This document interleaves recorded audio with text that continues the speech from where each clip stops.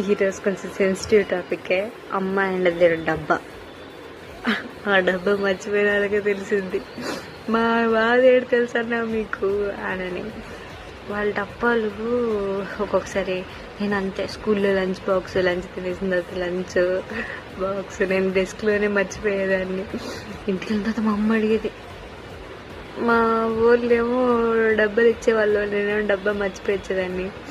నెత్తి మీద ఒకటి ఏదో ఒకటి చేతిగా తీసుకుని నెత్తికేసి కొట్టేది. ఏడ్చి మళ్ళీ ఇంకా వేరే డబ్బాలో పెట్టి పంపేది. ఇప్పుడు మర్చిపోకుండా తీసుకెళ్ళేదాన్ని. మళ్ళీ ఇంకా అది ఎప్పుడైనా రిపీట్ అయిందనుకో మళ్ళీ కొట్టేది. ఏ డబ్బాలు గోలేంద్ర నాయన. పొరపాటున స్టీల్ డబ్బా అయితే సావు చంపిద్రా నాయన. డబ్బాలు మర్చిపోకుండా ఉండే మీరు కూడా. బాయ్.